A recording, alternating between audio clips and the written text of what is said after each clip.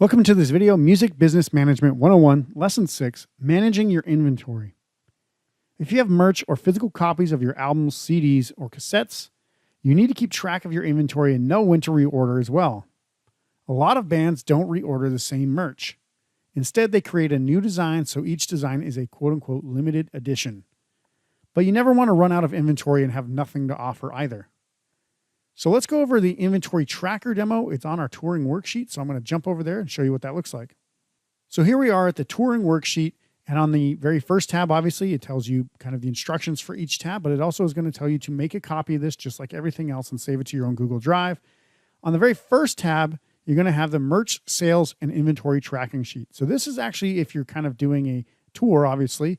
If you're not doing a tour, you can set up this as a separate inventory tracking sheet and just remove the venues and kind of track it per month or whatever you want to do, however you want to do it. But basically, you need to know when things are sold. You could even do it by day if you want. As you go through each month, however you want to do it, you can use this and copy it and paste it however you'd like.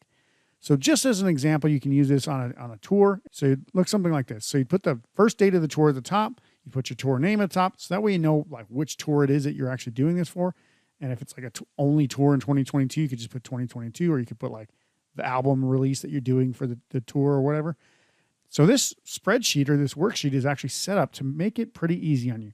All you have to do is fill in the yellow things, right? Now, what this will look like is essentially, I'm just going to put in some numbers. So if I have 10 extra small shirts, 20 small shirts, 30 medium shirts, 50 large shirts, 20 extra large, and 10 extra large. And maybe I have album 1 here, album 2, and then I have 100 copies of this one and 500 copies of this one. Obviously, you want more of the new one. You might just have some excess left over from the first one. And that's for CDs, right?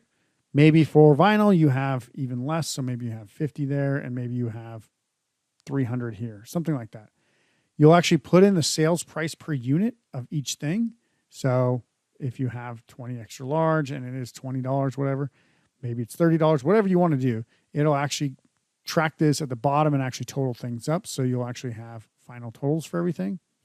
And over here on the right side, talking about totals, it'll actually track how much money you're making at each stop. And then at the very bottom, it'll track how much money you made for the entire thing. Now, it's not going to take out cost of goods. It's just going to take how much revenue you made. So that's all it's taking. It's not doing a profit and loss here. It's just doing straight up revenue. So let's say in venue 1, you sold 1 unit of an extra small, 2 of the small, 3 of the medium, 4 of the large, 1 XL, 0 extra large. You sold 3 copies of your first album, 10 copies of your second album on CD.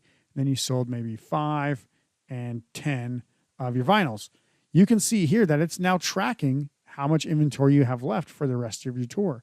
So if you sell nothing for the rest of your tour, it'll automatically track what you've sold and actually what you've made. So obviously you made $650 in merchandise that night. So that's pretty cool. Like you made probably a decent amount for what you played. So hopefully you got paid for the gig as well. But if you didn't, at least you made $650 for merchandise. Now you can keep doing this and going forward. And let's just say you do this, whatever, maybe more and more, you get more kind of momentum and people are finding out about you and they're buying more stuff from you. So we'll just put in some bigger numbers here. And then we'll say like 6 and like 15 here. So you can see, obviously it's changed now. So every time you put in a new venue's merchandise account, it'll tell you how much you have. So right now, you know that you have 8 of these shirts remaining, 15 of these shirts remaining, 21 of these, 41 of these, and you started obviously here. So if you start to run low on something like, obviously you're running low, well, maybe not running low, but you're selling 1 shirt per day for the extra small, you might want to think about actually ordering more or having more or getting more or doing some sort of different product that can kind of replace the extra small shirt. So you have to think about these things as you're going. And then obviously it'll add it all up. And so far in 2 nights, you've made $1,600 in revenue, which is pretty cool. And if you could continue that for, however many shows you have, 10 to 20, I put 20 in here. You can delete as many as you want or not use half of these or whatever. But yeah, I mean, you can get the totals here and it'll tell you how much revenue you make. So it's a pretty cool spreadsheet just for tracking inventory. And like I said, if you're not touring and you just want to track it on a regular term basis, you can do this for January, February, March, whatever, or just an ongoing spreadsheet that tracks your inventory. So let's talk about some inventory tracking advice. First, make sure to update inventory after each show, that day or the next morning.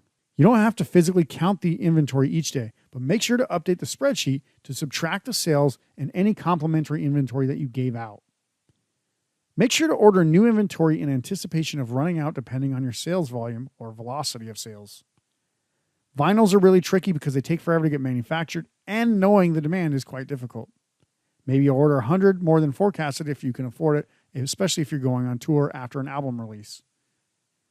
Use preorders and waitlist with deposit or full payment and surveys to help gauge demand for new merch or second runs of vinyl. We talked about this in previous training.